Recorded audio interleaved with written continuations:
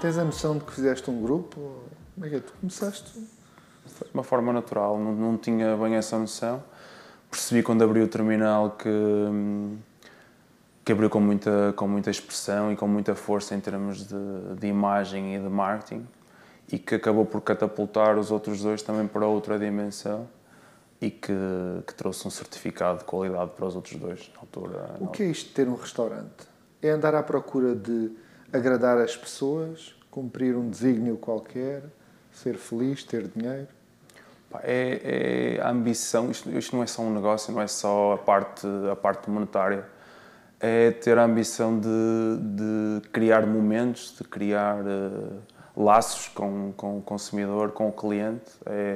É sentir o feedback do consumidor no final e perceber que o conseguiste fidelizar, o que te dá a garantia de continuidade, não só no início, que é muito fácil criares uma moda, criares uma tendência à volta de um restaurante, mas essa fidelização, esse feedback positivo é o que depois te vai fazer prolongar no tempo o teu conceito. Obviamente que vivemos numa época muito volátil, em que rapidamente os restaurantes deixam de ser moda e têm um espaço curto como restaurantes trendy, mas eu acho que há a hipótese, como no passado houve, de o fazer prolongar no tempo, baseado na qualidade e no serviço que é feito dentro do espaço.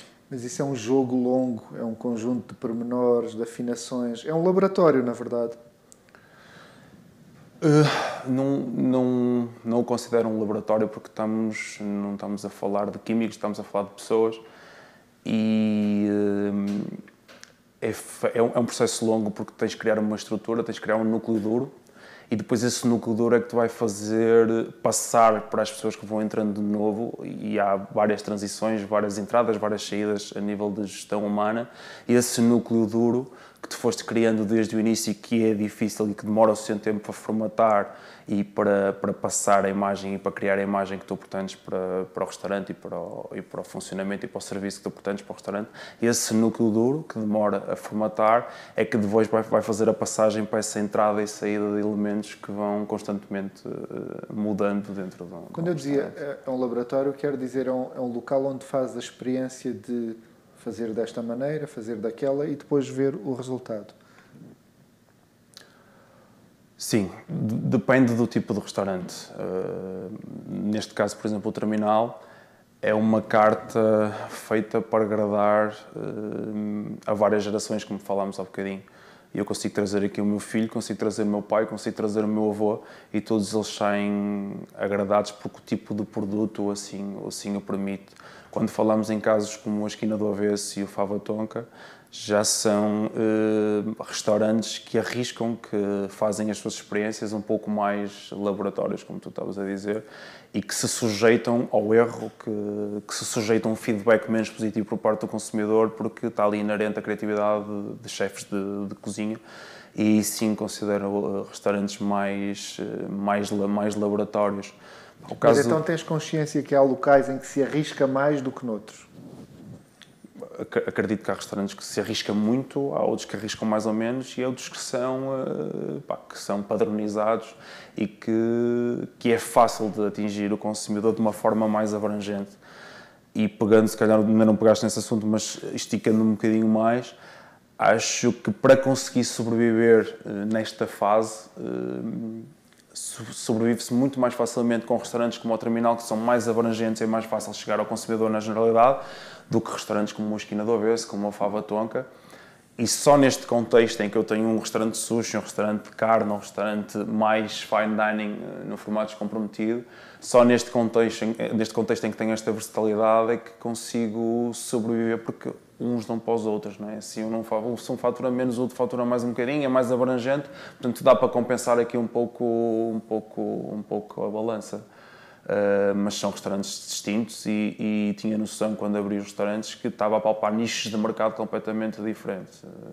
A Esquina, na altura, inovadora, a sushiria, no registro de sushi, inicialmente de fusão, mas agora misturando a fusão com a parte tradicional, mas também com serviço e uma carta de vinhos lá para cima que me permite ir buscar um público-alvo médio e médio-alto.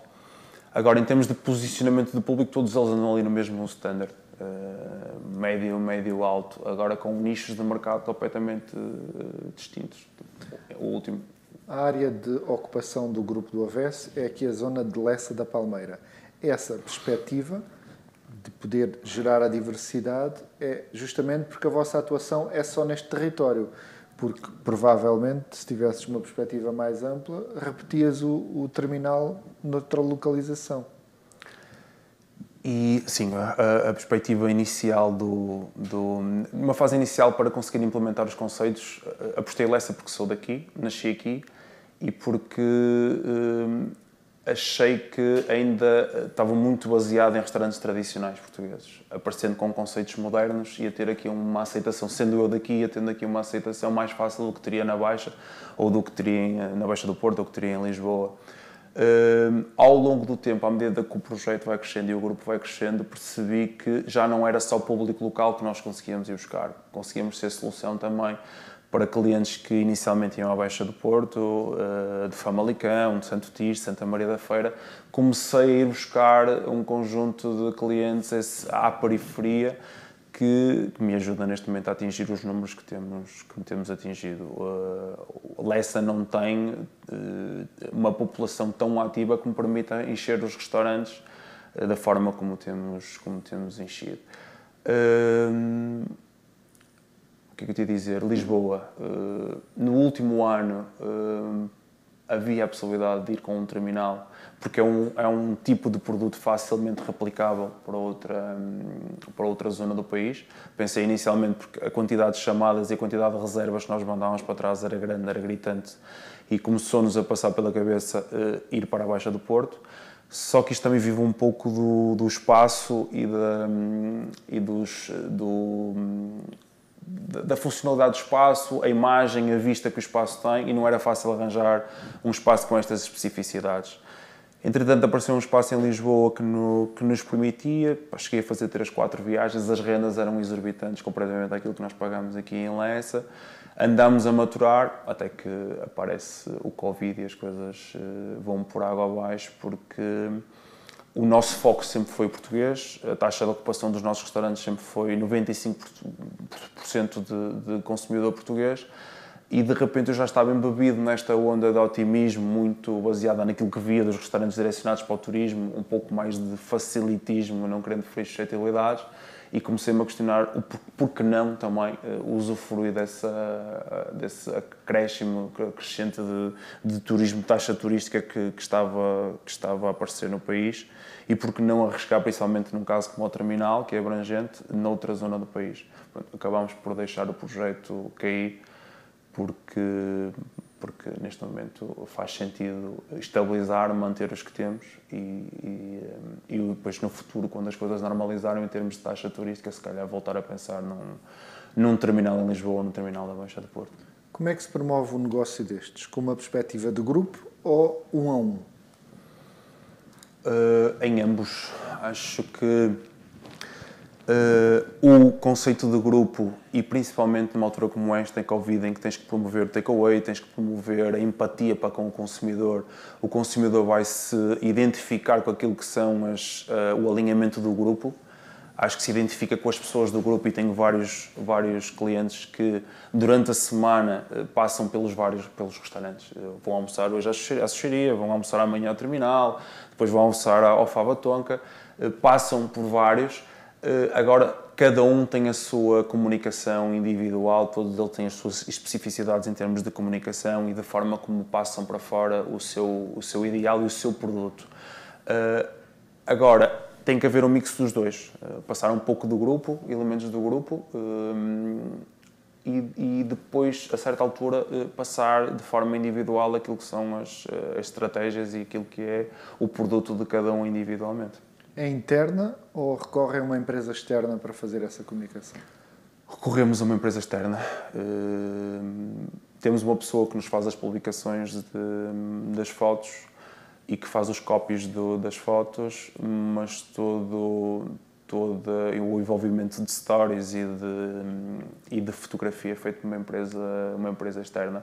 É muito difícil tu arranjares no mercado pessoas com uma componente muito forte em termos fotográficas e que ao mesmo tempo percebam de gastronomia. Há muito pouco em Portugal nesse registro, são pouquíssimos. E agregado a isto também alguma maturidade profissional também é necessário. Mudámos agora de empresa, trabalhamos com uma empresa brasileira muito interessante, isto há meio ano atrás, para fazer uma alteração de feeds, para reformular os feeds que tínhamos dos quatro restaurantes. Demos continuidade com um português em termos de fotografia, em termos de publicações. As coisas começaram a descambar um bocadinho, porque uma coisa é quem decide e a filosofia de comunicação, outra coisa é a pessoa que está a tirar fotografias interpretar essa filosofia de comunicação, e à medida que as coisas se vão escalonando, vai-se perdendo aqui um bocado o fio condutor. Alterámos agora a empresa, porque precisávamos de um pouco mais de atividade em termos de stories, em termos de vídeo, nos nossos feeds e alterámos agora a empresa de comunicação. Porquê é que sentes essa necessidade de uma maior participação digital? Por cada ama de César não basta ser, tem que parecer acho que o nosso sucesso após Covid, já tínhamos sucesso, mas tivemos esta interrupção derivada do Covid e tivemos que estar em confinamento. A fase do confinamento em que nós tivemos uma postura muito ativa em termos de redes sociais, em termos de takeaway, em termos de proximidade para com o consumidor, foi super importante para quando nós arrancássemos pós-isolamento, tivéssemos as casas tão compostas como tivemos logo numa fase inicial. Notava-se que as pessoas estavam com saudades nossas, não só pelas publicações que nós fazíamos na tentativa de proximidade para com o nosso consumidor e nosso cliente habitual, mas também pela comunicação que os nossos clientes faziam por nós. Os saquinhos, os postais que iam nos saquinhos do takeaway, as frases emblemáticas da aproximação que tínhamos para com o nosso consumidor, o nosso cliente. Tudo isso fez que após esta fase nós, quando arrancássemos se calhar um pouco mais fortes que os outros, porque houve aqui um trabalho muito de empatia, de proximidade para com o nosso cliente e o nosso consumidor. É importantíssimo as redes, não é tudo, porque eu posso apresentar um prato muito bonito, postar uma foto de um prato muito bonito e aumentar a perspectiva e a expectativa do consumidor, mas essa expectativa tem que ser cumprida quando o cliente entra dentro de portas e essa gestão tem que ser feita, essa gestão de expectativa tem que ser feita dentro de portas. Portanto, acho fulcral a empatia e a ligação que é feita através das redes sociais. Tens vontade de ter mais restaurantes?